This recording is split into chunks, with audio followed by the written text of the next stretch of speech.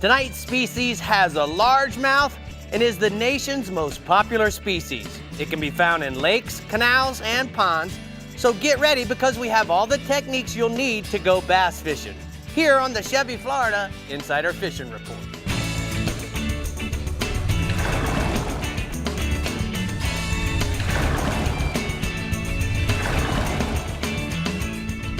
Welcome to the Chevy, Florida Insider Fishing Report, presented by Yamaha.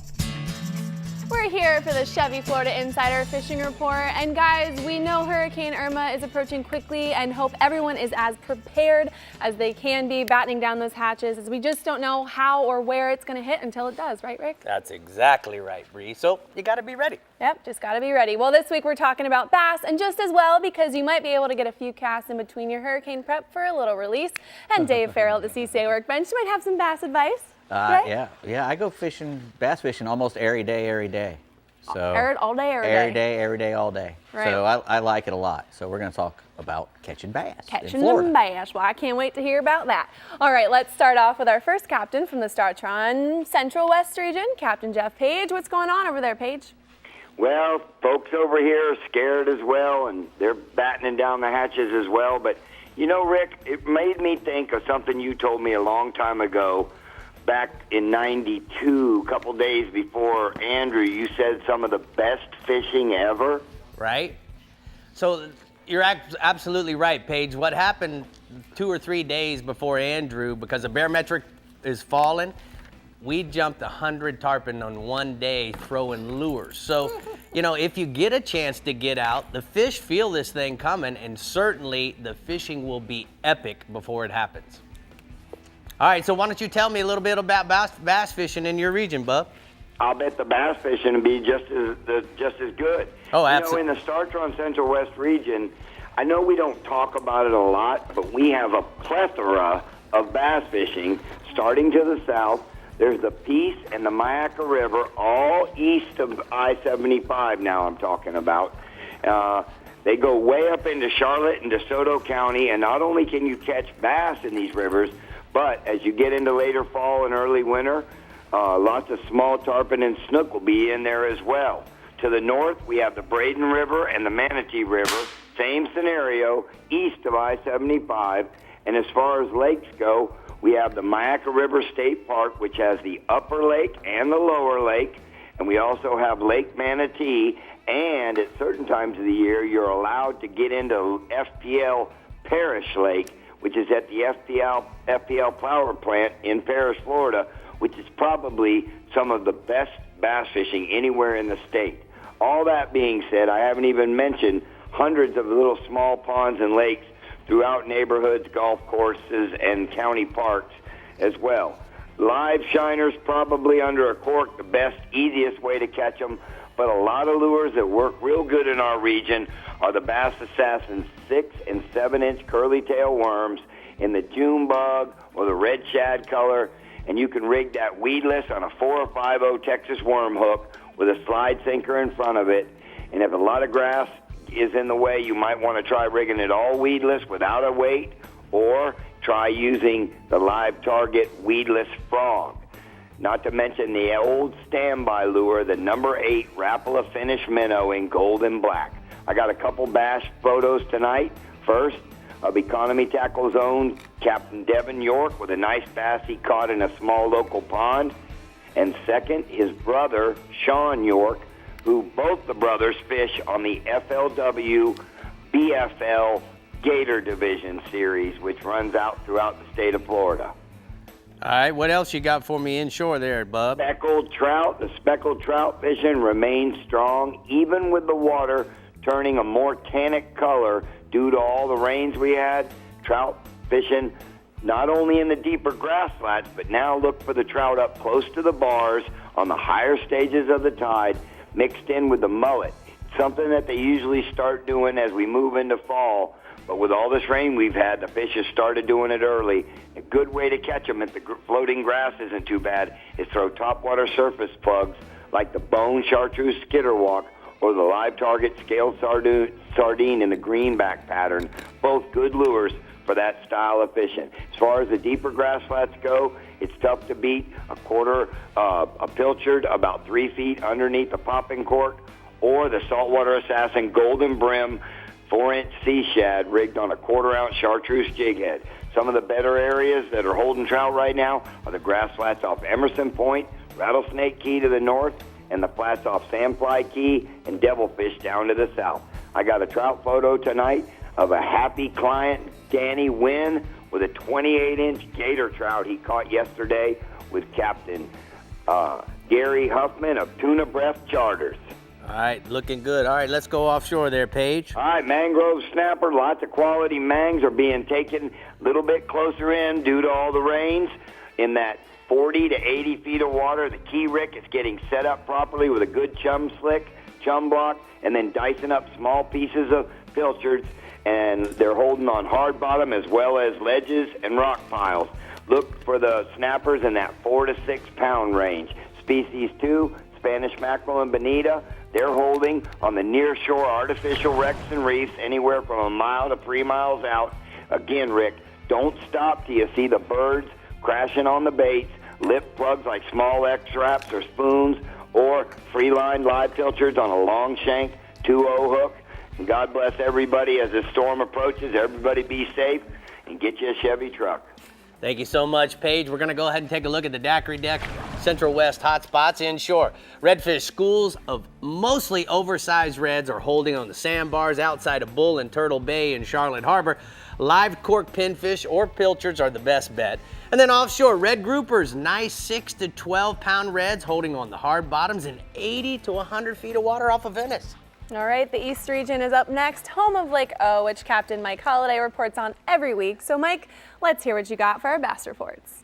Well, you know, Lake Okeechobee remains one of the top bass lakes in the country. And if you're on the water at dawn and you're fishing the Kissimmee grass lines with a white spinnerbait, you're pretty much catching bass this time of the year.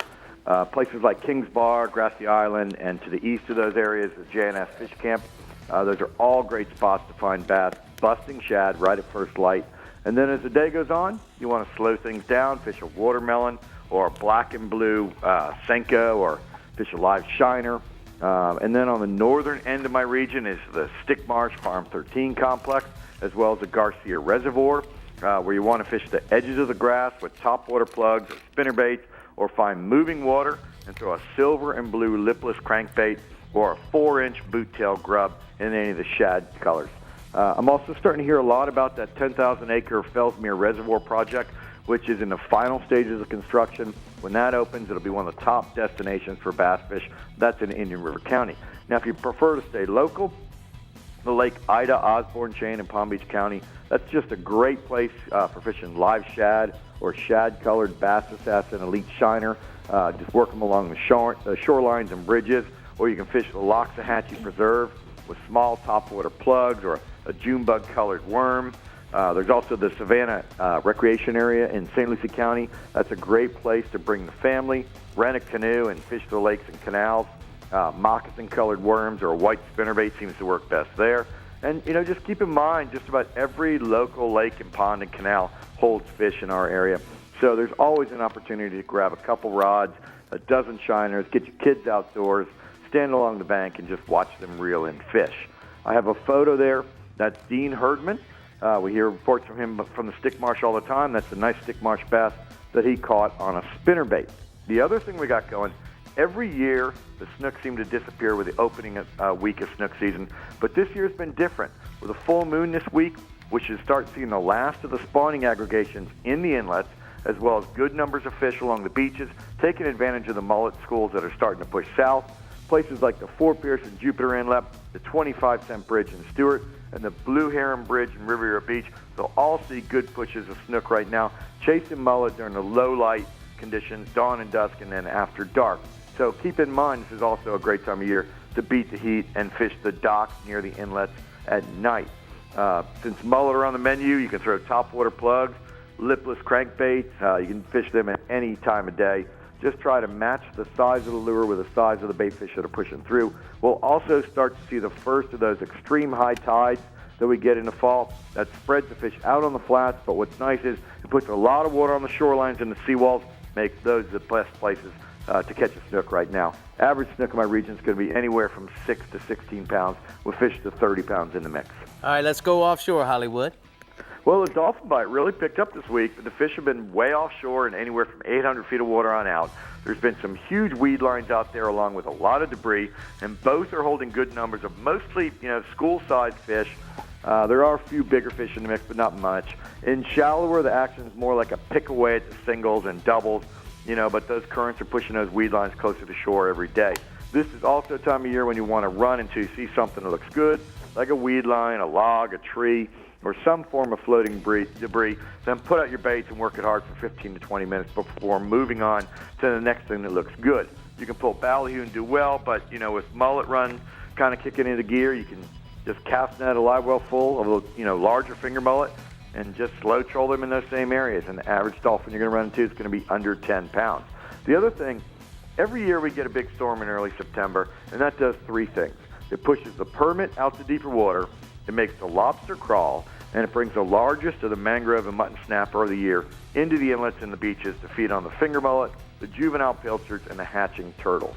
When this Hurricane Irma, passes by, it'll be time to head to the inlets or the beachfront rock piles, put a finger mullet or a juvenile pilchard up against the structure. We'll also see a good push of larger mangrove snapper to the bridges and rock piles and docks that are just inside of the inlets, say within a mile of most of the inlets. And from now through the next month, the shorelines around the inlets will be dotted with small bait fish. The real key is to get your bait below the bait schools. That's where the snapper are feeding on the weak and injured baits. So to do that, you can add a split shot, a jig head, even a rubber core sinker to your rig. Pitch it up to the structure on the slack tide. The snapper going to be around 3 to 6 pounds, maybe even some 7-pound fish in the mix. Just to give you an idea, I got a photo there. That's Butch Morrissey with a big mangrove snapper he caught just inside the St. Lucie Inlet, and that fish ate a live Spanish sardine. Thank you so much, Hollywood. We're going to go ahead and take a look at the hot spots. Inshore, he says tarpon, snook, and flounder at Fort Pierce Inlet. Live mullet free-lined or fished on a jig head. And then offshore, dolphin in 800 to 1,000 feet of water. Pull ballyhoo or slow troll live mullet down the weed line. All right, we're headed to the Northwest region next, but first we're checking in with Dave at the CCA workbench for some rigs and techniques action. It's all bait. It's all bait and It's bass. all about the bait, about the bait and the bass. Yeah, we're going to catch some tonight. Be right back. Come on, let me see the bass. The Chevy Florida Insider Fishing Report is brought to you by Chevy. Find new roads. Yamaha. Reliability starts here. Contender Boats. Performance through innovation. Daiquiri Deck. Sarasota's favorite place to meet. Q-Max. Maximum saltwater protection. And Sea Sucker. Get pumped. Hi guys, it's great to be here in the desert, at the mall, on the mountain, at school, at the beach, in the Big Easy. Yeah. Today I want to show you guys the next gen Chevy Equinox. What do you think? That's pretty. Pretty sexy. It's all-wheel drive. Look at that. It looks aggressive. But not overbearing. It's not too big, not too small. Looks like it could go off-roading. But at the same time, it looks like a car you could take to a nice event. You can dress it up or dress it down. Seems like the perfect car for anybody. I would take it anywhere. I want one. I love it. She's a bad mamma jamma. Chevy stepped their game up. Meet the water's lightest 25 horsepower four-stroke, the all-new Yamaha F25, the new standard and 25 horsepower portable four-strokes. At just 126 pounds, it's got the best power-to-weight ratio of any 25 horsepower four-stroke on the water. With performance that bests the previous Yamaha F25 and features like Yamaha's VTS for precise trolling speeds, batteryless EFI, built-in resting pads, and carry handles, it's the perfect portable power for small boats.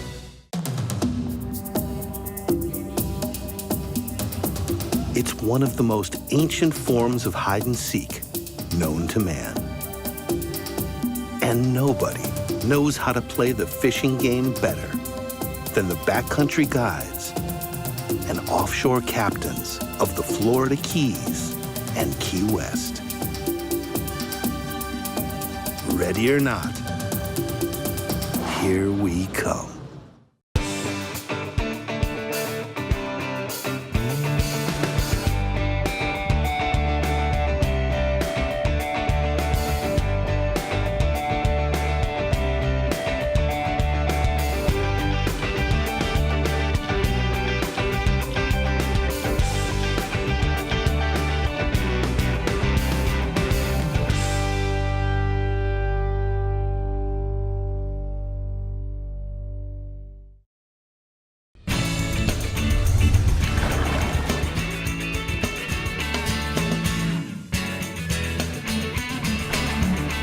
Welcome back, everyone. Let's now take a look at the FWC news and notes. September 16th, there is a PS boating course in St. Lucie River, and September 17th, there's another boating course in Vero Beach. For more information, visit myfwc.com. But now, let's head to the CCA workbench for some rigs and techniques.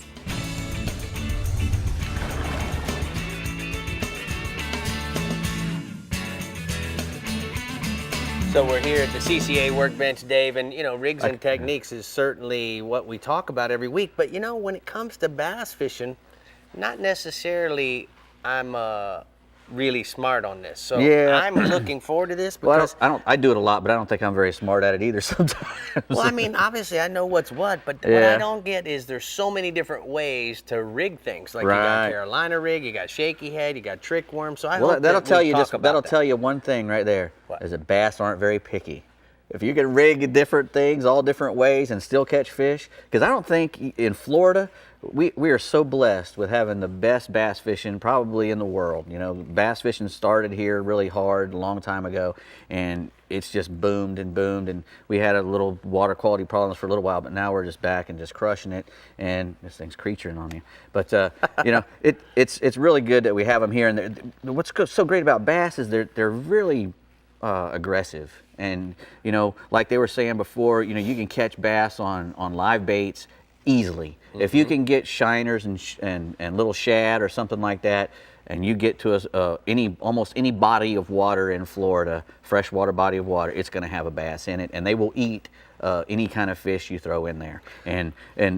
And what's good about that is we don't have to take care of bait and catch bait. A lot of guys love it and they prefer it. You'll probably catch bigger bass if you're using a big golden shiner, which is the piece de resistance of bait. We want to have that one. If you can get a wild golden shiner, he's the one that the bass wants to eat. And if he's like 6 or 7 inches long, he's a big bass is going to eat it. All right, so now listen, we got to get into some questions, and Sure. certainly what I want to know is let's talk about the rigging and the differences in creature bait. Tell me what the difference is in a shaky head versus a Carolina rig. This here is a shaky head jig, and it's rigged on a wacky worm. This is a wacky rig, and a wacky rig is when you wacky with a shaky head. Yeah, when you have a tube worm, or even just a regular worm is how it started, with just a regular worm.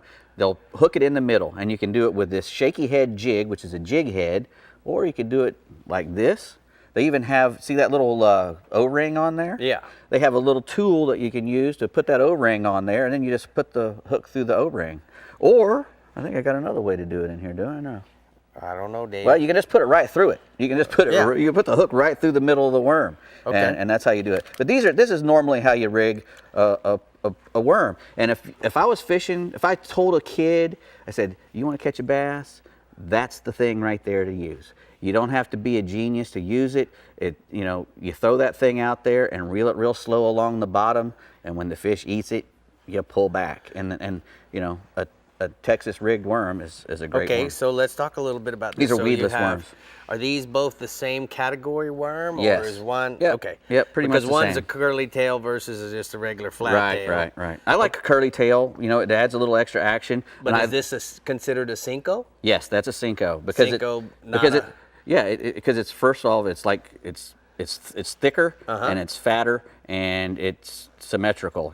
All these other worms kind of taper down to a tail or something. Uh-huh. These sluggos and stuff are like a stick. Sluggo. Yeah, like a stick bait. as Okay, they call and then them. so the creature baits, Dave. So this obviously is a logger toe from Bass Yep. Assassin, correct? Yep. But you hear guys talk about putting a creature bait on a chatterbait. on a chatterbait. Yep, and I do that a lot actually. I have a great big purple one that I like to use in Lake Toho because purple and that's why I use these purple and dark worms. yeah. Yeah, that dark purple or black, the bass can see it even in dark water. The blue is the last color that goes away. So if you have a dark blue lure, you have a good chance of catching them. And what people do with these creature baits, not only with the chatterbait, is they'll put a big jig head on here, and they'll use it for a thing called a punch bait. And when you put a big heavy weight on here, and you're lead. punching it through hydrilla or real thick mat of grass on the surface, and you want to get it underneath that mat of grass to where the fish are down underneath of it. You know, they're down there in that little cave, and all of a sudden this thing comes punching through in front of them. Their first instinct is to just pile on it. My favorite type of fishing in Florida is during the summertime, is when we get a lot of the shad schooled up on the surface, and I can throw topwater plugs. And some of my favorite ones are that little Skitter V with the orange bottom on it. You know, that's really good in really dark water. It really kicks really good. And I also like the chug bug. Obviously, he's probably my favorite one, because when the bass get lazy, you know, they might not follow that lure that's walking the dog, you know. And that chug bug, you chug it and just let it sit. And it's so important to be patient when you're using that chug bug, because I take a lot of people fishing and I give them a chug bug because I want them to see that bite, and they just work it too fast. You know, they're all excited and they want to make that thing move. It's way better to give it a pop and let it sit for a little while. Good advice, because saltwater, guys, if you stop a lure when you're saltwater fishing, the fish stop, you know, pursuing it. Right. But a bass, a lot of times when you throw it out, chug it, or pop it one time and let it sit in there, he comes up below it, and it's just because it didn't move. That's right. They're a lot lazier. You know, they're a lot lazier, and they're that ambush predator. They want things to come to him. They want that water moving and bringing stuff to him, and he can just reach out and get it. So that's what we want to try to do, is put it right in front of his face. So there you got it, chug bug. Where are we going next? CJ, just be confident in yourself. Look at everything you knew.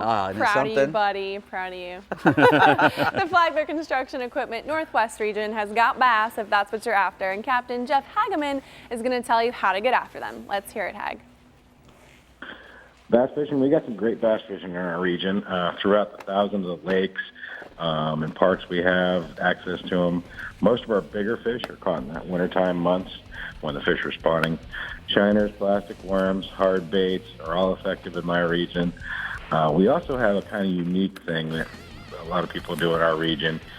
They actually go out and cast net shad, and they'll keep oxygen on their boat to keep them alive, and go out and fish for them like we'd actually fish for snook in our region. So they'll chum with shad, put a cork on and a hook, and then put a shad out and get these fish fired up and popping on top, which is kind of unique for our region. And it's a pretty cool way to catch them too, because you're actually watching them blow up baits, and it's a fun way of doing it. Also, slow trolling shiners over grass beds is super effective. Like I said earlier, we got a ton of parks in our region. You don't have to have a boat to go out and bass fish. A lot of local neighborhoods have lakes that people don't mind you fishing in.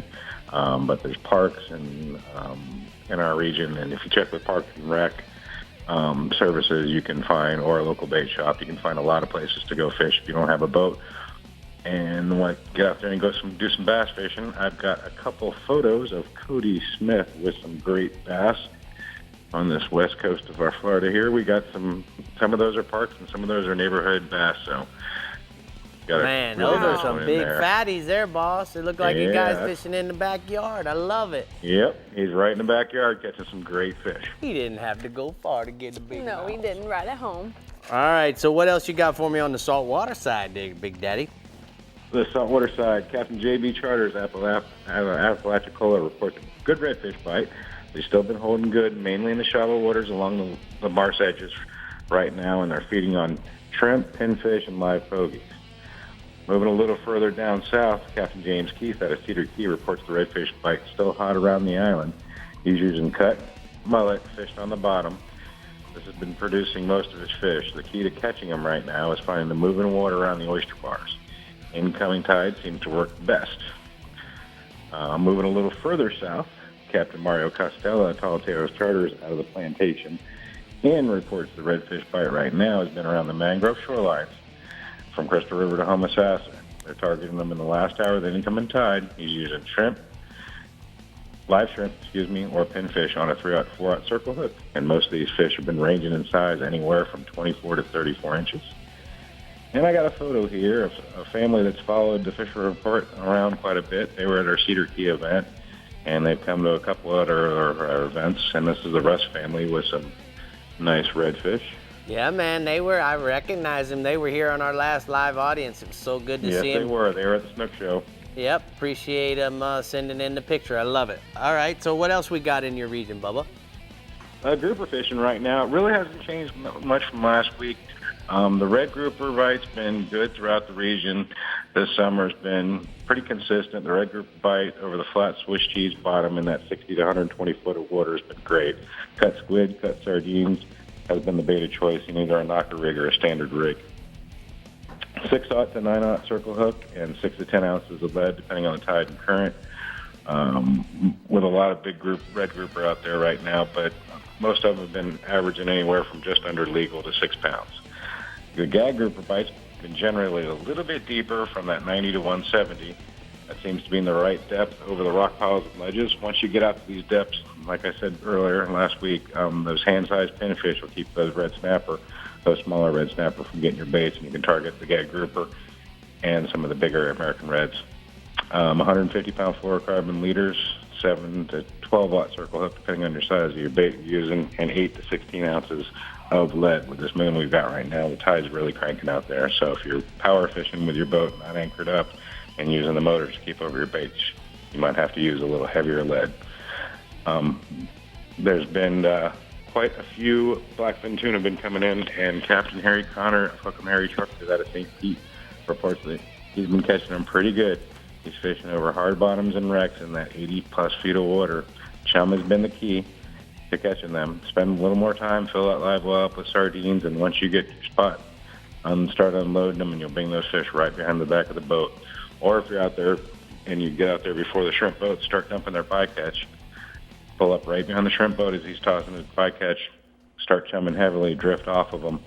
You're going to have to weed your way through the bonitas, but there's some good blackfin tuna behind them right now.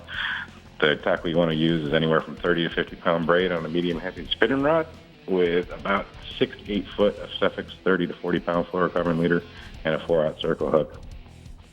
All right, thank you so much, Hag. We're going to go ahead and take a look at the hot spots from the northwest region. Inshore, redfish on the bottom of the tide in the deep cuts adjacent to the mangrove shorelines or the flats, and you want to use cut bait for that.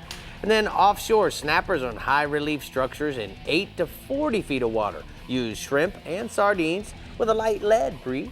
It's so nice to see pictures from people we've actually met on our studio audience. Yeah, man, I love it. It's awesome. It is. Love you guys. Thanks. The southeast and southwest regions are up next for some analyzing right here on the one and only Chevy, Florida Insider Fishing Report. We'll be right back. My boots. My boots. My boots. The Chevy Florida Insider Fishing Report is brought to you by Bass Assassin and Saltwater Assassin, the best lures, period.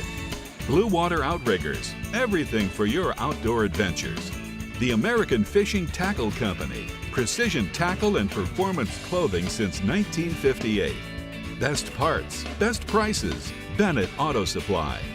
Costa Sunglasses, see what's out there. And Casa Vieja Lodge, 5-star angling in beautiful Guatemala. I'm Captain Rick Murphy, and I'm a life member of CCA. Why am I so involved with CCA, you ask? Because I want our fisheries to be in better shape for my kids and their kids. CCA is working to ensure the future of recreational fisheries and the rights of recreational anglers. The future of fishing starts today with you. How do you want to leave things with your kids? If you're like me, you'll want to make the right choice and go to joinccaflorida.com right now.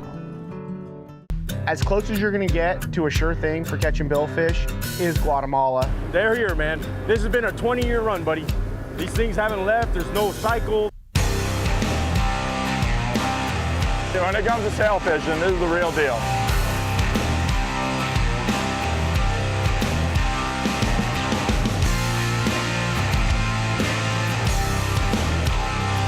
The amount of sailfish here is ridiculous. You each drive a Ford pickup, right? Yes, sir. I have a Ford F-150. I've always been a Ford guy. I have a real treat for you today. Awesome. I'm going to show you a next generation pickup. Let's do this. This new truck now has a corner step built right into the bumper. Super cool. The bed is made of high-strength steel, which is less susceptible to punctures than aluminum. Aluminum is great for a lot of things, but maybe not the bed of a truck. And best of all, this new truck is actually Oh my. the current Chevy Silverado. I'm speechless. This puts my poor truck to shame. I tell you, I might be a Chevy guy now. Yeah.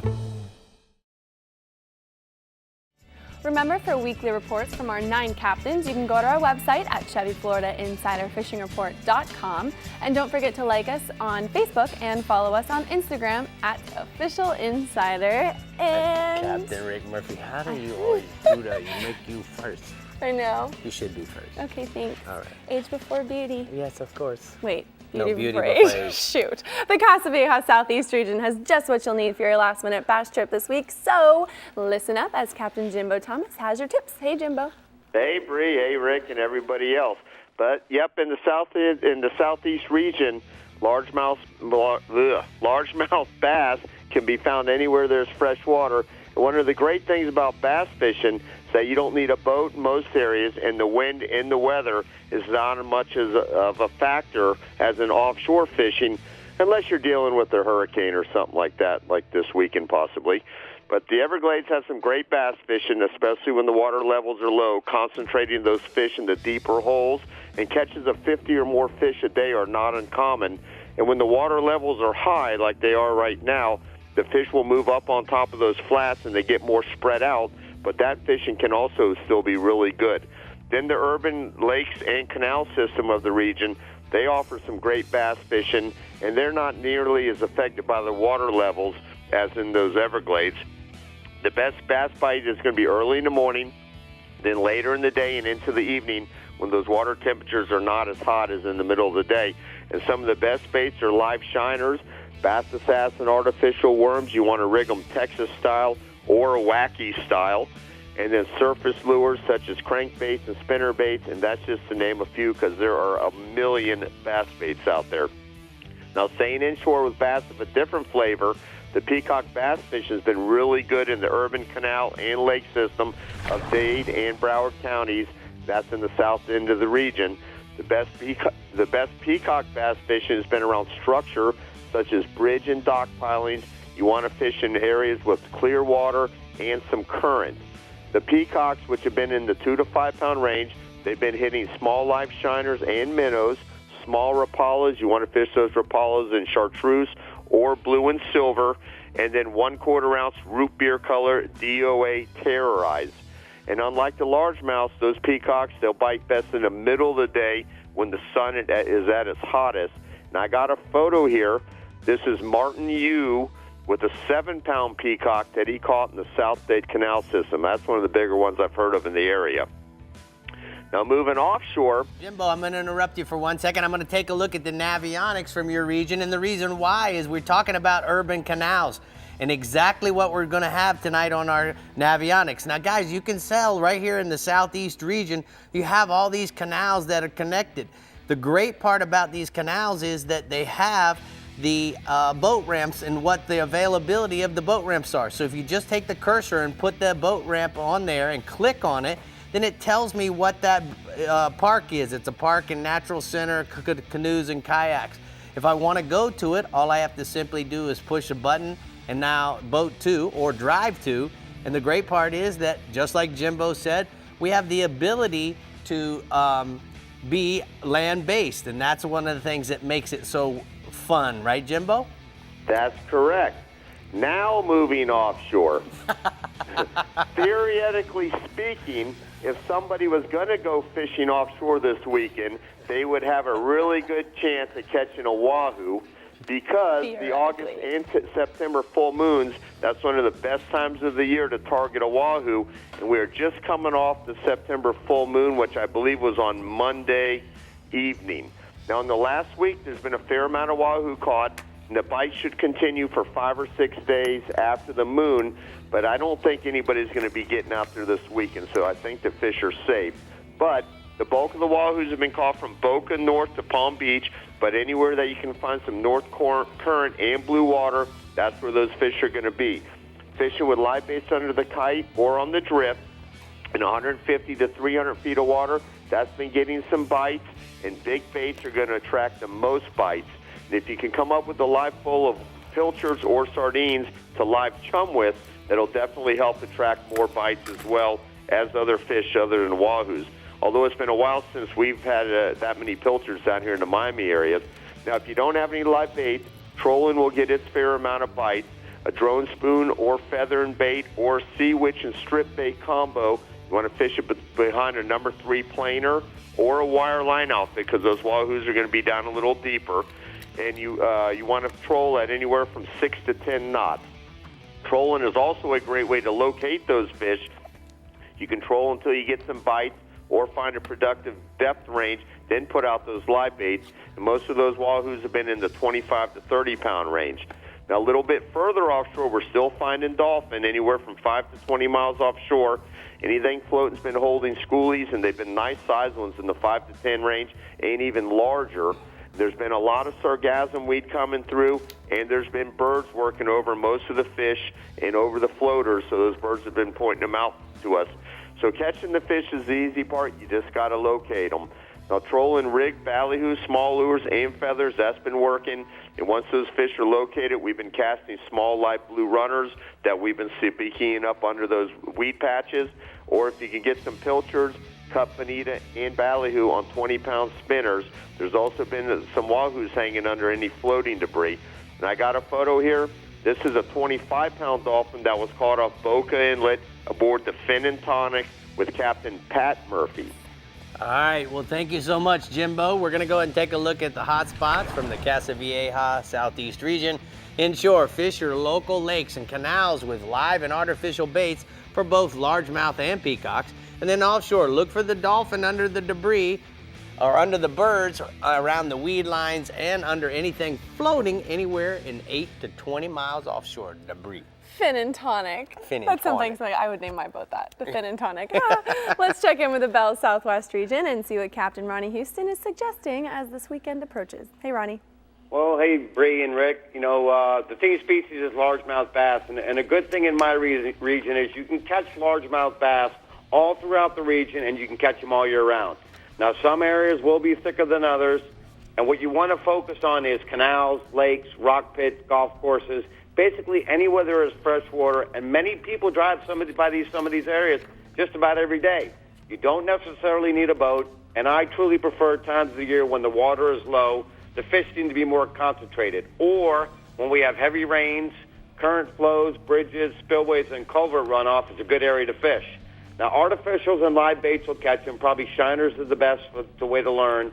But the easiest way you want to try to do it is in artificials. You want to use poppers, lip plugs, frogs, 6 to 10 inch worms, spinner baits, top water plugs. But truthfully, my favorite way to catch the bass is on a Bass Assassin Die Dapper, Snowstorm, or Gold Rush, just simply by bringing it on the top. It's got a big paddle tail to locate these fish, or a swim jig called the No Jack Dirty Jig, just under the surface, or it's made to go through the vegetation, lily pads, or hydrilla. And the reels I've been using for the last couple years that work very well are the Akuma Komodo or the Helios, and both of those can also be used in salt water. And I've got a couple pictures of some fish I just recently caught, and those fish were actually caught simply by fishing out of a bay boat.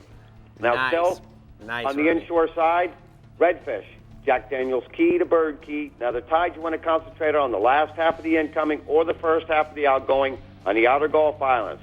Concentrating in areas that contain oyster bars or sections of oyster shoreline that have oysters.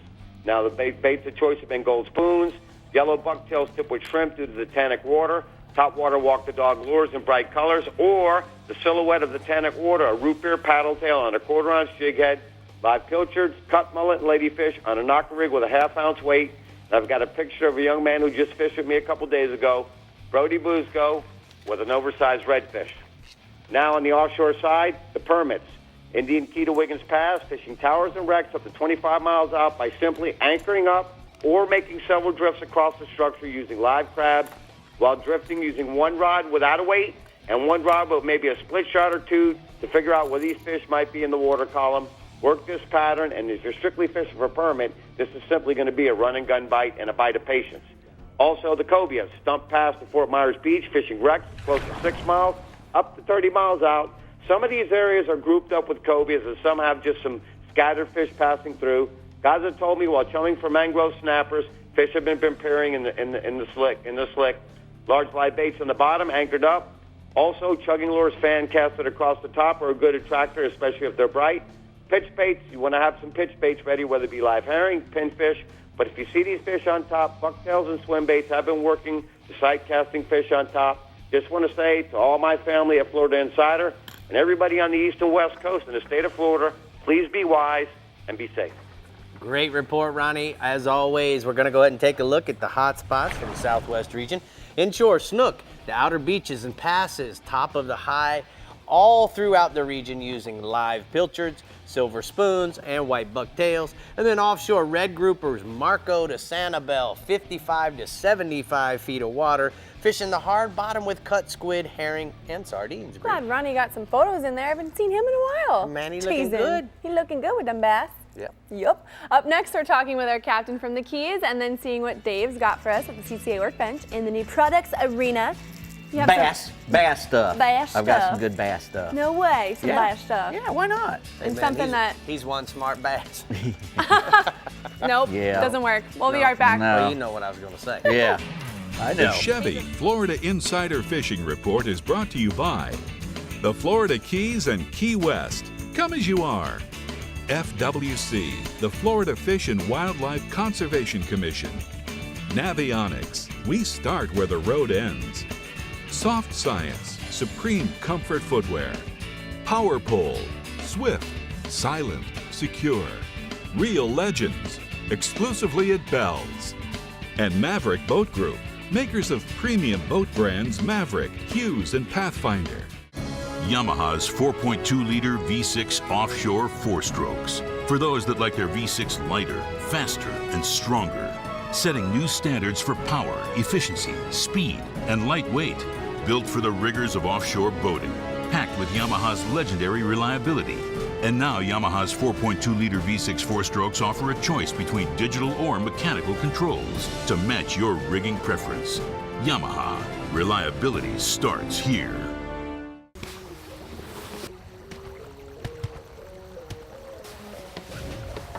Hey, how do you like your contender? How do I like my contender?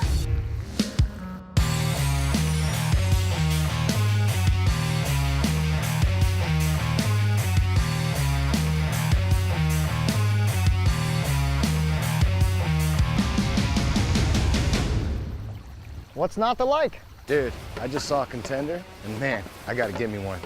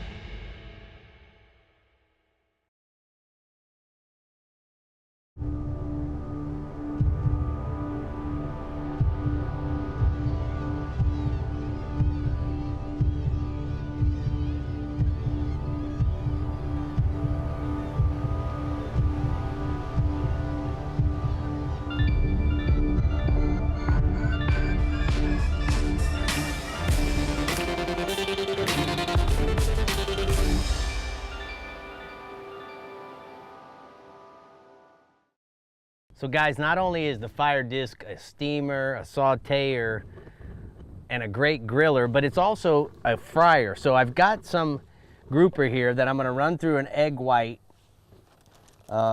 dip. And we're gonna simply, everything for me is about the cleanup, make it easy. Progressive Italian breadcrumbs, a little complete seasoning, and we're gonna drop those fingers in there. So the egg wash, get at your store, and shake it up and right into the fryer. I've been preheating the oil for probably about 10 minutes, which works perfectly. You actually want to leave a little of the oil residue in there, so for the next time, you know, it seasons, what we call seasons the pan. It keeps the pan from getting any rust or anything like that on it. It's certainly the way to treat it like an old iron skillet. Take a second, flip them over.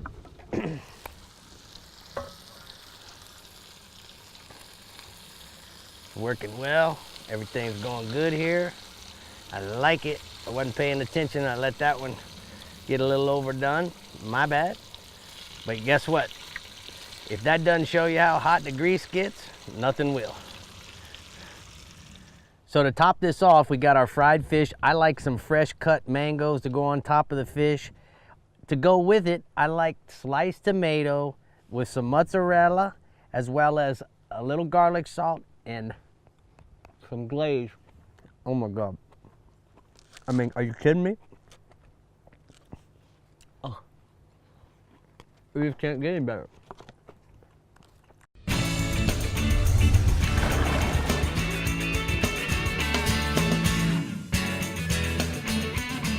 You know, Dave, here at the CCA workbench, a true professional can burn the fish. telling you, it was wonderful. It was good. It was delicious. It was good, but you know, It the looked funny part delicious. is, even though I burned the fish, I was even able to say, hey, you know what? Let's look at the Hey, half look full how hot pot. this oil got It so quick. hot. And it did get hot. I was so busy over there being the chef that I'm not. That's you know my what I favorite mean? part. I burned it up, but anyway, All right. we're having fun. Yes, we are. All right, first off, we're going to start with this R&R tackle heavy-duty outrigger downrigger clip, and these are made by Captain Ray Rocher, who runs the Miss Brit down here in Miami.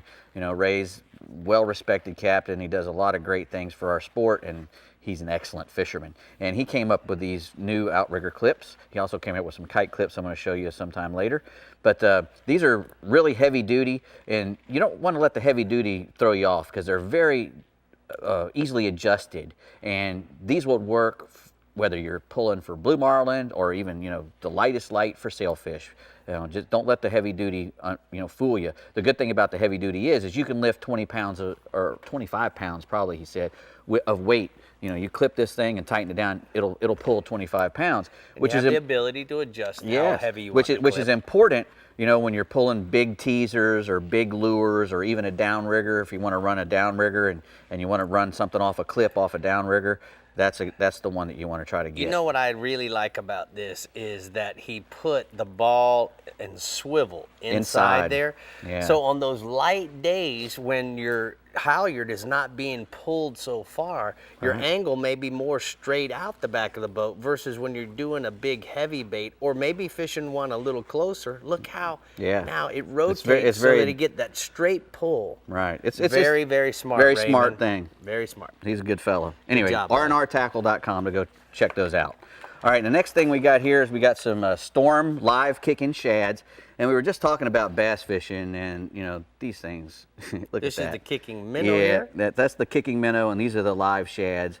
And you know, I love any kind of bait with that segmented tail because they really swim really well, and I think that fish really respond to that.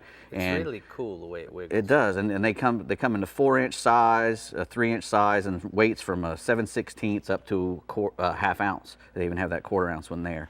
And you know, I got the hologram insert, the realistic eyes. You know, really good kicking minnows. They're soft, so when that bass grabs it, it feels more feels like a natural. fish, yeah. And they're not only they're soft, but they're also durable. They're not going to come apart real easy on you, which is kind of hard to do, I imagine. Cool. Trying to make something that soft and still strong. All right, and this is a really beautiful bass plug. It's the Mega Bass Pop Max. And what happened, there's a Japanese fellow named Yuki Ito. He's a big bass fisherman, and he carves a lure, and then they make the lure off the carving. And what's really cool about this one is if you looked inside there, he's got these little vents inside of his mouth, and when you pop that thing, the water goes into a chamber and fills it up and makes it sink, and it also comes out the bottoms and makes a big bubble trail. It comes out of the side. Out of the sides and the bottom. So you get that thing a pop and it boosh, big burst of bubbles up, and it fills that chamber, and it'll sink a little, and then as the chamber empties, he'll rise back up to the surface and poke his head out. Nice. And just a really, really cool, well thought out little bait there. It's nice, fat, and thick. Really cool. Unique sound. Comes 3 1/4 inches. You know, 20 different colors. Wow. That's a nice. That's a positive. All right. Next here we have the Sea Sucker cutting board and the serving tray, and this is a really cool thing here. Well, first off, Dave, when Sea Sucker developed this, they developed so we could take our canoes and our kayaks. That's what these are and for. use them on our rod holders down the gunnel of our bay boat or down the gunnel of our bigger boat. Right. You know? Yeah. This goes in the rod holder. So you're able to just hook this up to the bottom of the boat. It has the ability to rotate. Yeah. You put these on surfboards or paddle boards or whatever board, and then you can put them along. But we can also put it on the bottom of this sea sucker. I call it a cutting board, cocktail tray, whatever you want. Yeah. And here's what I like about it is got the removable Lexan cutting board. Sea Sucker gave us a Lexan cutting board. So once we're done cleaning our fish, we can simply remove this, and then we can turn on for the cocktail hour. It's disco time. Yeah. And you notice it's got the little same slots, you know, if you put your knives in. Right. You know, and what happens is you suck this thing onto the bottom and stick it in the You stick it in your rocket launcher or your rod holder, wherever it's convenient for you, and now you can go to either cleaning fish or making a cocktails or boat. All Now, right. Dave, Bennett Auto Supply every week gives us a new product to feature. Correct. We got 2-cycle oil by Valvoline. Tell me about it. Right. Well, you know, this stuff is keeps all your valves and stuff clear, and it's good for any of those high revving 2-cycle engines where you need to mix oil, lawn mowers, weed eaters, all that stuff. It's tinted blue. TCW3. Yep, tinted blue so that you can tell what you got. You know, you don't want to mix up gases, and especially after you've mixed it up. So get the Bennett Auto Supply and find you some of that good Valvoline. Absolutely. Good job, guys. Multi-purpose 2-cycle. And don't forget, Bennett Auto Supply has all your needs for your boat. Not just all that stuff. 2-cycle, you may be a marine battery, you can get start-on fuel treatment there. So they can keep you going, right, Bree? Exactly. Well, pending Irma's arrival, we know the Keys, for the most part, have been evacuated. So let's check in with Captain Randy Tao to see how everything is down there. Let's hear it, Randy. Hey, good evening, fish fans. You know, this week we were going to talk about bass. There's not a lot of bass in my region, but what's really on everybody's mind right now is this Hurricane Irma, heading our way, and most everybody down here, we're taking it pretty serious, and it's got the potential to do some real damage throughout the Florida Keys. So, you know, when you live down here, we've had storms before, not quite like this one, but preparation is key. We've all spent the last few days not fishing, and we've been just taking care of getting our stuff together, getting our affairs in order, getting our boats out of the water, making sure that we have supplies if you're going to stay. A lot of guys are going to ride it out. Some people have evacuated. They have a mandatory evacuation going on for residents right now. And also earlier today it was non-residents and tourists. So a lot of people have been getting out of town, but there's a lot here. No restaurants are open. There's very few gas stations open. So if you're going to stay, you're already starting to see some of the difficulties, you know, just getting things done right now. So you really want to kind of watch the weather and make sure if it's going to be a Category 4 or 5 storm, I'm certainly going to be going somewhere else. So, Randy, let me ask you, if you're staying, what are the do's and the don'ts? So if you have a little skiff or a bay boat like this that you can store up next to your house, is there anything you can do to maybe help that bay boat survive or that skiff survive? Well, you certainly want to put it out of harm's way the best you can. Put it on the trailer, keep your drain plug in it, and put it alongside a building, maybe where it's on the downwind side. Put it underneath a carport. A lot of houses are concrete down here, and they have carports underneath the house. That's a good place to put it. Tying it down as well is not a bad idea. If we do get those high winds that come through here, you want to try to be behind something if you can. What you don't want to do is leave it in the wide open or leave it where it might get hit by flying debris or big trees. Yeah, that's a good suggestion. Hey, guys, don't forget to disconnect your battery so that the bilge pump, the automatic bilge pump, doesn't kick on and pump the water out. We need the water in the boat so that it weights it down. You can also deflate the tires, not completely, but if you deflate them some, the boat's not going to want to roll around as much. Now, what about big boat stuff, Randy? You know, the big boats, a lot of guys will put them in the mangroves, some of these narrow channels. A lot of these commercial boats right now are spider-webbed in some of these channels, and or they're in canals throughout the neighborhoods. But most everybody right now has gotten their boats out of the marinas. The marinas are very barren right now, and all the boats have either been put away in a safe haven somewhere or taken out of the Keys. All right, Randy, there's going to be a lot of debris. How about the dolphin fishing after this? What do you think? You know, on a better note, the dolphin fishing is going to be excellent. After this storm, we're going to have plenty of debris. There's not going to be a lot of pressure on the water. You're going to have it to yourself for a few days, and you want to just look for the debris, look for the birds. I'm sure the weed lines are going to be lined up, and you're going to find some nice dolphin. I was talking to Captain Brian Cohn, our dolphin expert, who is steadily catching them day in and day out, and he sent me a picture of Kent Pepper with a nice dolphin they caught just a few days ago. That is a nice one. All right, and what about some bottom fish? What do you think's going to happen? Is it going to be affected after the storm?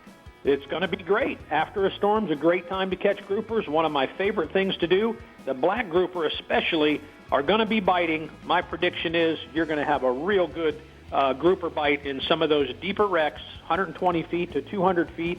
Live bait like pilchards, grunts are my favorite. Ballyhoo and cigar minnows are going to get the job done for you. Make sure you got adequate tackle so you can get them up off the bottom. And I've got a photo from a few days ago. My angler didn't want to have his picture taken, so he made me hold it. And that was one of our couple of blacks we caught. Now, you're my man, Bub. You're the bottom specialist. Hey, I want to wish everybody in the Florida Keys, be safe. You know, keep your head down, as they say, and, you know, check in with us after the storm. We'll be praying for everybody, and we're going to go ahead and take a look at the hot spots from the Florida Keys region. All right, inshore, triple tails, look for the fish floating on the surface. With the incoming tide west of Flamingo, good visibility is going to be a must for them. And then offshore, dolphin, look for the scattered weeds in 800 to 900 feet, troll with ballyhoos, and look for the dolphins under the weeds. And you can always cook it in progressive Italian seasoning, right? Yeah, progressive. Progressive. Weather permitting, there are some tournaments. You don't know about There's some tournaments in the near future to be aware of, so let's check them out. The Take Stock in Children Backcountry Challenge is in Key Largo, offers anglers the opportunity to win coveted trophies for trout, snook, and redfish. This year's contest is set for September 22nd through the 24th. The Fall All-Tackle Bonefish and Permit Championship is scheduled for October 8th through the 11th in Isla Mirada. A catch and release competition, the 3 largest bonefish and 3 largest permit are to be scored by length, not weight. Billed as the No Yelling School of Fishing, the Ladies Let's Go Fishing Keys University is scheduled October 20th through the 22nd in the Upper Keys. Learn or polish angling skills from top Keys captains and other instructors. The Coast of Fall Backcountry Fly Championships Series is set for October 27th and 28th and features catch and release fly fishing for snook and redfish based from Isla Mirada. Let's now check in with Andy Newman and see what tournaments are in our future for the Florida Keys. Well, hi guys. The Mad Dog Mandage Fishing Classic is set for October 6th and 7th at the Postcard Inn in Isla Mirada. There's a $5,000 prize for the top offshore division team and $1,000 for the winning inshore boat with the most releases of eligible species. The tournament honors the memories of former Miami Dolphin tight end Jim Mandage and his wife Bonnie. More information at maddogclassic.com, and for more details on all tournaments in the Florida Keys, go to flakeys.com. Thanks, Andy. Speaking of the Keys, Rick and I went fishing last week with our winner from the Bells contest, and not only did we get a day of fishing, that was awesome, but Paul also got to stay at the Guy Harvey Outpost in Isla Mirada. So it was a super fun day out on the water, catching a ton of species, including a tarpon, which you just saw. We got Brian and Paul, neighbors. Big they had Goliath. A good day. Big Goliaths, trout. Yeah, how many tarpon did we? We jumped 9 or 10. Yeah. Caught, hooked up to 2. Yeah, caught 2. Caught 2. Took them, brought them to the boat. It was remove fun. the VMC circle hook, of course. Exactly. It was a fun day. So we can't wait to see who we're going to take out next year. All right, we've got the Panhandle and Northeast regions upon us next. So stay hooked, and we'll be with you in just a moment right here on the Chevy Florida Insider Fishing Report. Boom. The Chevy Florida Insider Fishing Report is brought to you by Rapala. Catch the latest at Rapala.com. Startron cures and prevents ethanol fuel problems. Yeti, built for the wild. CCA Florida, the voice of recreational anglers for over 30 years. Strike Zone Fishing, your fish hunt paddle store. And Guy Harvey, marine wildlife artist and conservationist.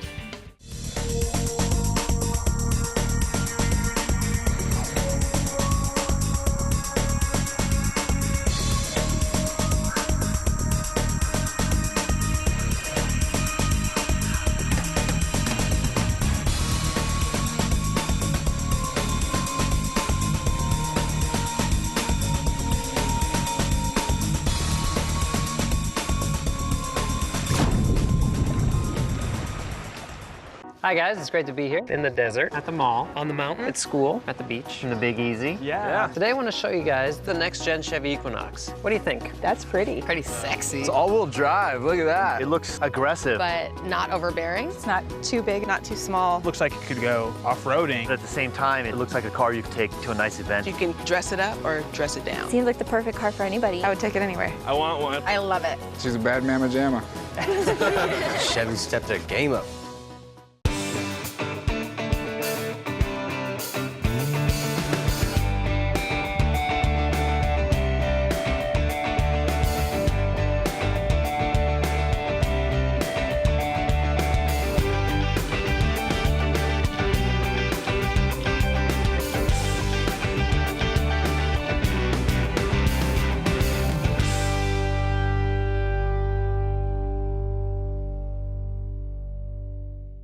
Flagler Construction Equipment is your certified Takeuchi equipment dealer, servicing 55 counties in Florida. With Takeuchi, you get brute strength combined with bulletproof durability. That means low downtime and optimal production. Flagler Construction Equipment is the partner for all your Takeuchi sales, service, and rental needs, and your first and last stop for legendary customer service and support. Pros know Takeuchi. Get to know Flagler Construction Equipment by stopping by one of our 6 locations or visit us on the web at www.flaglertakeuchi.com. Just about everywhere in Florida has got the bass bug, and the Yeti Panhandle region is no exception. So, Pat Deneen, let's hear our remedy for this bug. Hey, Bree, it is popular in the Panhandle. Like many fisheries, the transition months from spring to summer or from summer to fall provide some of the best fishing. Our area has plenty of ponds, lakes, rivers for the freshwater angler, Deer Point Lake over in Panama City, Hurricane Lake and Kings Lake up into Funiac, Lake Talquin, Lake Seminole. They're all excellent stillwater fisheries, and then the Choctawhatchee River, Escambia River, Apalachicola River, and the associated sloughs on those rivers are real popular and productive waters for largemouth bass. But probably the most overlooked, and maybe even the most productive, are the smaller bodies of water, basically the golf course ponds, the neighborhood ponds, the coastal lakes. These smaller bodies of water have some really good quality fish in them. I was speaking with Dave Miller in Destin, and he's caught close to 20 bass over 5 pounds in the past 2 weeks, targeting these little neighborhood ponds, and reports an incredible noon bite right now during the full moon. He says the bass are feeding shallow on brim, so brim imitations, plastic worms, topwaters, and frogs are all working real well for him. And many of the golf course ponds, golf courses, they allow fishing early in the morning or late in the afternoon. And I know the Sandestin ponds are probably some of the most popular ones around because of the bass population in them.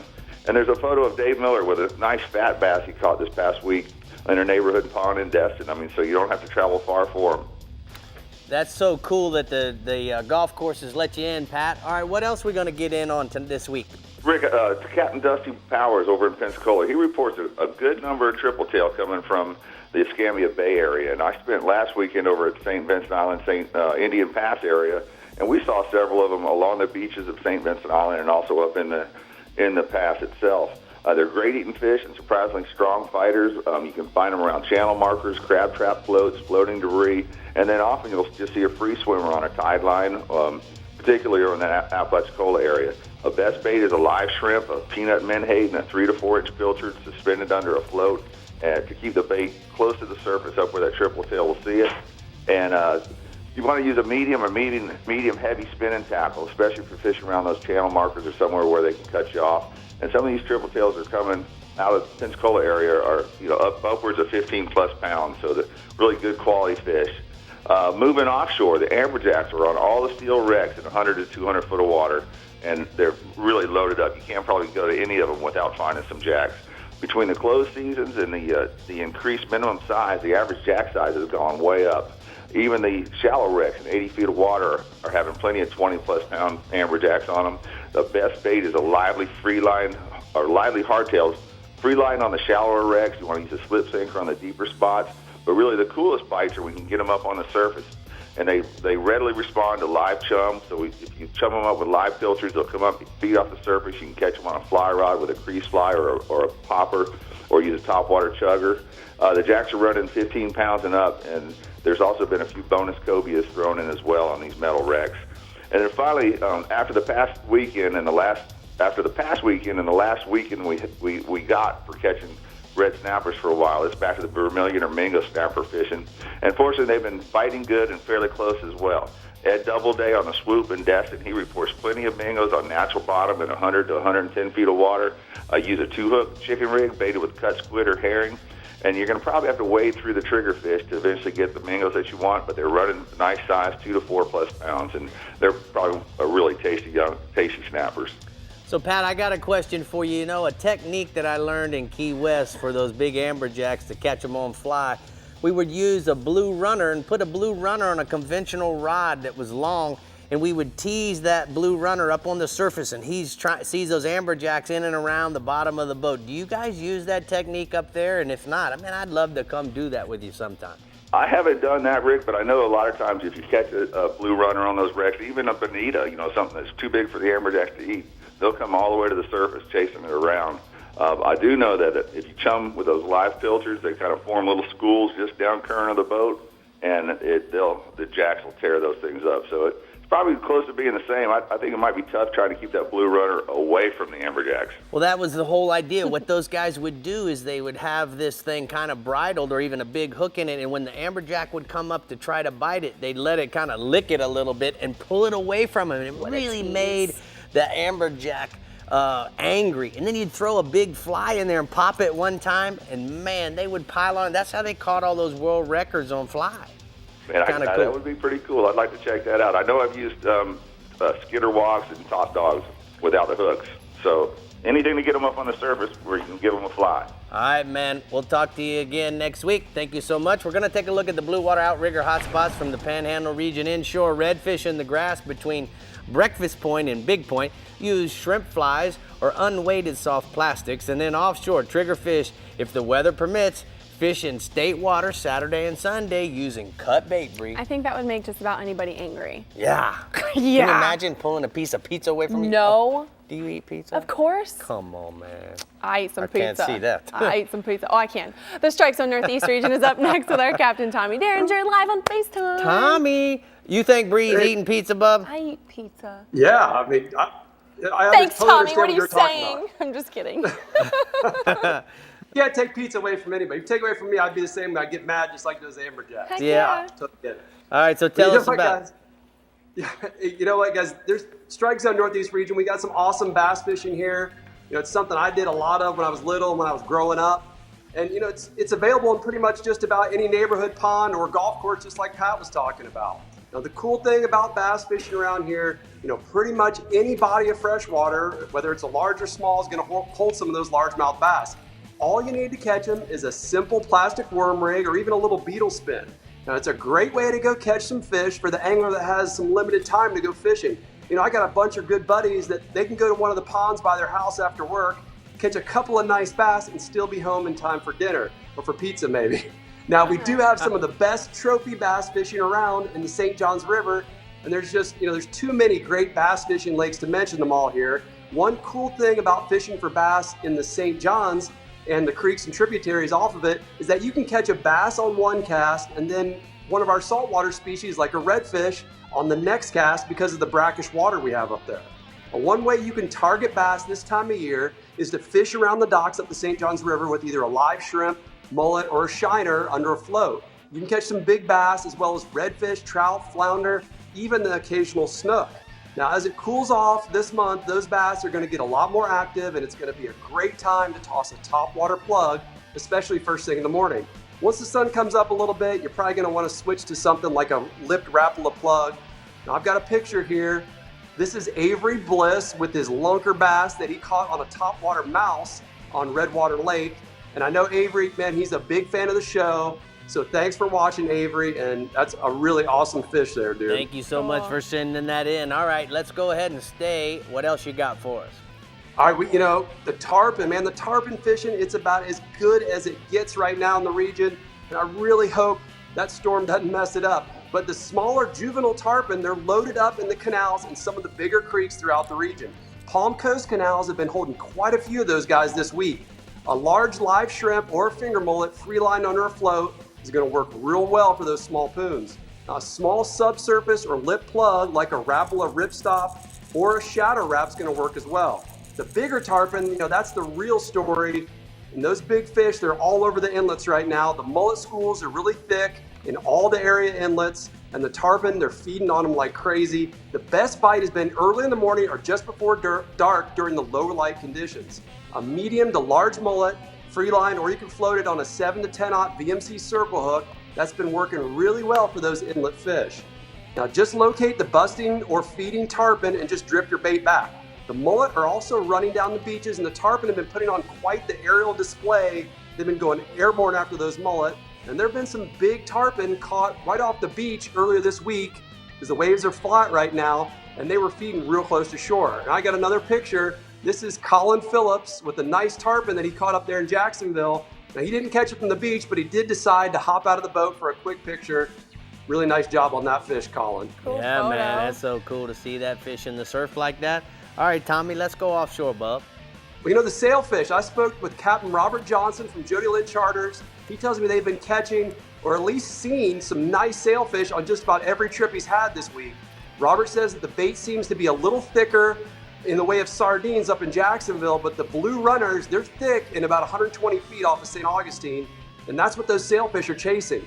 Captain Robert did say it's been a little tough dragging the ballyhoo around for the sails because there's so many bonitas around, and they like to eat those ballyhoo as much as the sailfish. But if you stay at it, you can probably catch a few of those sailfish.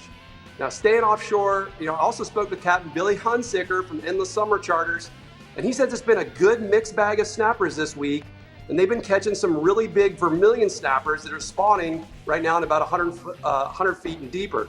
Now, we don't have that yellowtail snapper population that some of the southern regions have, but Billy says he's been seeing some big flags in the mix as well this week. He's targeting live bottom. He's using chunk sardines or chunk Boston mackerel on a 2-hook chicken rig. Billy says if you catch some small snapper on your first drop on your spot, you might want to pick up the move as the fish have been schooling by size. So if you catch a big one on the first drop, there's probably some bigger ones around, so you might want to stick her on that spot. I got one last photo here.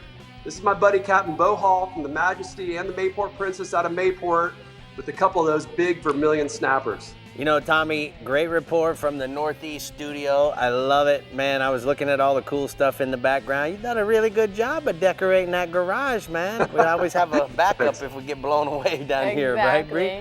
Yeah, man. Hey, I wish everybody the best. Hopefully that thing goes out and doesn't bother any of us. So good luck to everybody. All right, man. You The too. fun sucker's yelling in my ear about going to the next hot spot. So let me go ahead and go. Let's take a look at the hot spots from the inshore. Tarpon at the all area inlets. Look for the fish busting during the low light hours and free lining large mullet back to the feeding fish. And then offshore, vermilion snappers in 100+ foot depth out of St. Augustine on the live bottom. The fun sucker just threatened me in my ear too. The Central East region is the last area to tackle, so don't move a muscle. We'll be right back with your captain and more. New nickname for our Fun producer. She sucker. just takes the fun right The out. Chevy Florida Insider Fishing Report is brought to you by Chevy, find new roads. Yamaha, reliability starts here. Suffix, the world's most hardcore fishing line.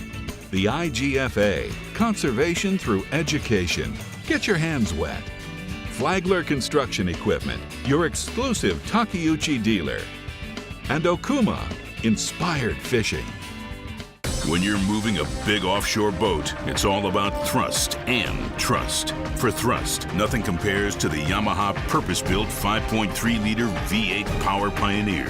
And for trust, Yamaha's new F350C model becomes the only outboard in its horsepower class to feature a 5-year limited warranty. Never settle for less than complete confidence and control in the open water. That's Yamaha V8 Power. Get the best and forget the rest.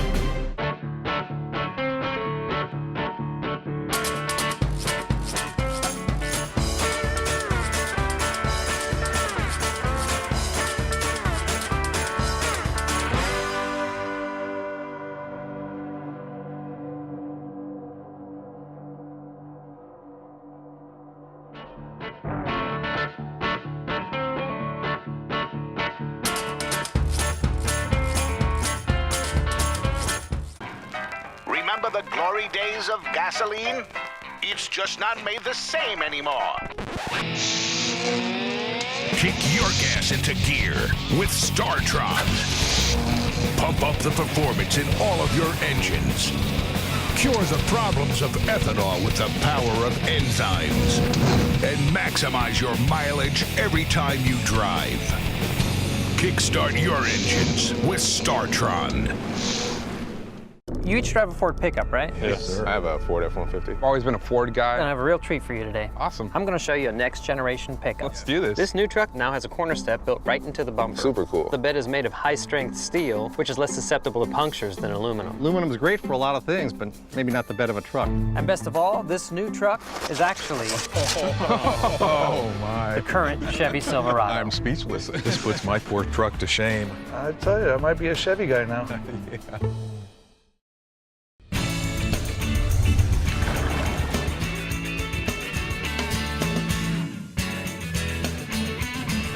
Today's Power Pole tip is about all the accessories that we sell here at Power Pole. Now, the travel glove is something that you really want to make sure you have. The reason why it's going to protect your power pole from bug acid, as well as rocks that might fly up from your car or somebody else's, but it also prevents your power pole from accidentally deploying. It'll keep it in the up position, and you never know when something might bump the remote while trailering down the road.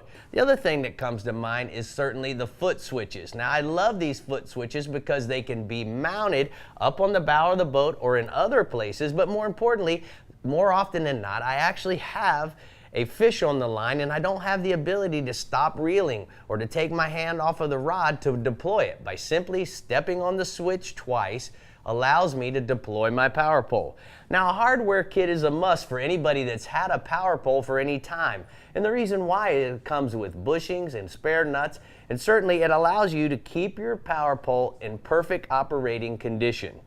Last but not least, I certainly love the spike wrap. And over time, the oxidation from the sun or deploying your power pole into oysters or in the sand will make the fiberglass product get a little bit fibrous. And what ends up happening then, by putting the wrap on, if you rub up against it, it's not going to make you itchy. The other thing is we got the downrigger for you guys that actually are going to be fishing on the reefs. You can clip this straight to your power pole, deploy the power pole, and guess what, guys? Now you're actually able to troll down deep at an angle that'll actually give you a much better presentation in those reef situations. Now, Power Pole also has come out with a whole new line of clothing as well as hats, and that's one of the reasons why it's important to stay UV protected while out on the water. Now, the Green Marine is a biodegradable product, and guess what? We're going to be talking about that on our next Power Pole tip, and that's today's Power Pole Tip of the Week. Accessories from top to bottom. There you go. The Bell Central East region is definitely a place to target if you want to catch those big hogs and or lunkers. So Captain Jim, tell us where they're at. Well, you know, that's right, gang. I'm pretty biased because it is my region, but honestly, Central Florida is probably the bass fishing capital of the state and maybe even the world. I mean, we have world-class destinations like East and West Lake Tahoe, Kissimmee, Hatch-Nahaw, Stick Marsh, the Butler Chain, the Claremont Chain, Harris Chain. The headwaters of the St. Johns River start right here in South Brevard County, and of course they run right on up through the central part of my region. So I think Central Florida anglers have a better opportunity to catch bass than just about anywhere else in the state. Now, we like to use a lot of swim baits like the Assassin Dye Dapper or the Boss Shiner. They're great for bass that are holding in Kissimmee grass or on the outside edges of hydrilla. Punch craws are best for flipping heavy cover and mats. And, of course, you know, the good old Texas rig worm can't be beat for all-around bass fishing in ditches, backyard ponds, lakes, the St. Johns River. Heck, bass can be found in just about every body of fresh water you can find in my region. So hundreds of thousands of anglers literally have access to catching bass in the Central East region. And one of those anglers I have a photo of here, young Anthony, and he got a really, really nice bass not too long ago in one of those little backyard ponds that we were talking about. Now, my second species is snook, and snook are going off this week. If you're not fishing for snook, you're missing the boat, I'm telling you. The jetties right now are really strong. All up and down the beach, we've got pinfish, croakers, pigfish, menhaden, mullet, all kinds of stuff that you can use for baits on them right now, and you want to put that on a sliding sinker rig or a heavy split shot rig with a 6/0 VMC 7385 circle hook. Now, anglers that are fishing at night are also having really good luck on the Rapala X-Rap 12 and 14s, the blackback, and the greenback with silver sides, and of course the new mullet color that's really hot is doing really well, especially down at Sebastian. And that Assassin Dye Dapper that I mentioned that you can use for bass, you can also use that same bait on a 3/4 to 1.5 ounce jig head and catch a bunch of snook with those. Now, most of our snook right now are running about 28 to 38 inches, and don't be surprised if you don't get some of those oversized redfish when you're fishing for those snook, especially around those jetties. I've got another photo here, Mike Giordano with one of those big redfish that he found along the near shore waters while he was snook fishing not too long ago outside of Canaveral. All right, let's go offshore, Bub. Offshore, we got king mackerel, Rick, and that's a staple in our region, but I got a report from Mark Gibson this week. He said the Ponce area had really good numbers of fish holding in 79-foot reefs. He was seeing schools of king mackerel in that region, in that Ponce area, as he was out there doing his dive trips earlier this week. But, if you're out there pulling baits, strip baits work good, spoons, live baits, slow trolled on a stinger rig, they're all awesome for getting your strikes. Now, the fish have been running around a little bit because we've had got a little crazy weather here, but most of our fishing are running 8 to 18 pounds, and as long as you're in that 70 to 90-foot reef area, you're going to catch some of those fish. Now, my last species offshore is amberjack. Now, live pinfish, pogies, grunts, are going to catch these fish. Croakers, in particular, standard bottom rigs over those deeper wrecks and reefs in 180 to 210 foot. Now, if you like to use lures, the Williamson Vortex is a really good one to use. And just remember, the fish are normally holding within the first 100 feet of the surface. So if you're using that Williamson jig, use one with chrome on it because it'll catch the light and flash. Now, if the fish are holding deeper than 100 feet, go with something that has some glow paint on it. You're going to get more strikes on that bait. And most of our amberjack, Rick, are running 20 to 35 pounds throughout the region right now. All right, thank you so much, Jim. We're going to take a look at the sea sucker hotspots from the Central East region. Jim says inshore, snook at the Sebastian Inlet, use live croakers or pigfish near the tip of the North Jetty. And then offshore, king mackerel on the Cracker Reef offshore of Ponce Inlet, use live pogies, sardines, or mullet on a wire stinger rig. All right, all the bass reports are in, so before you get all rigged up and ready to stroll on down to the pond, stick around for a little longer and we'll tell you what to be excited about next week on the Chevy Florida Insider Fishing Report. We'll be right back. Hi guys, it's great to be here in the desert, at the mall, on the mountain, at school, at the beach, in the Big Easy. Yeah. Today I want to show you guys the next gen Chevy Equinox. What do you think? That's pretty. Pretty sexy. It's all-wheel drive. Look at that. It looks aggressive. But not overbearing. It's not too big, not too small. Looks like it could go off-roading. At the same time, it looks like a car you could take to a nice event. You can dress it up or dress it down. Seems like the perfect car for anybody. I would take it anywhere. I want one. I love it. She's a bad mamma jamma. Chevy stepped their game up. The ultimate predator has evolved again. Now, Yamaha VMAX SHO Performance is prowling the waters in 4 hungry, exciting new models. With their 4 valves per cylinder and double overhead cam fuel-injected design, these advanced 4-stroke predators are taking performance to a whole new level. Vicious, lean, efficient. VMAX SHO. The pack is growing.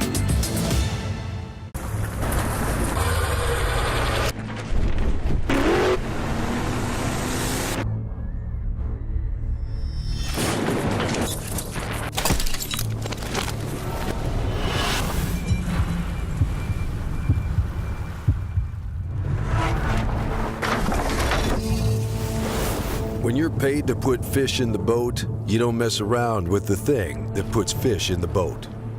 Always use the best line. Thanks for tuning in to the Chevy Florida Insider Fishing Report. Be sure to like us on Facebook and follow us on Twitter and Instagram to keep up with our captains, contests, and appearances. You never have to miss a show. You can find full episodes, special segments, and updated fishing reports from your region right on our homepage. Just head to ChevyFloridaInsiderFishingReport.com for everything you need to know to stay hooked up. Okay, everyone, get ready because next week we are talking triple tail, which will be exciting, except we just have to see where this hurricane's gonna go. Spooky. It's What? a big, spooky hurricane. It's coming, man. It's coming, and I hope everybody is prepared, and we can only be prepared and hope for the best, right? Yeah, man. You know, the other thing we got to be thinking about is that you're getting married. I don't want to think about Are it. you turned into Bridezilla yet? Now I have. Am I Irma was getting not married? Am I invited. not getting married? You believe it? Is my venue going to be there? Is my venue September not going to 16th. be And there? invite a hurricane. Irma's not invited, and neither is Jose, and neither is Katya, for all that matter. Poof, so there y'all goes my stay beach away. wedding. Poof. I guess All right, I guess you told we him. hope everyone stays safe, and we'll talk to you next week. And Bree's gonna be like Sergeant Dan in Forrest Gump. She's gonna be out there. all right. Oh, bring it on! Bring it on!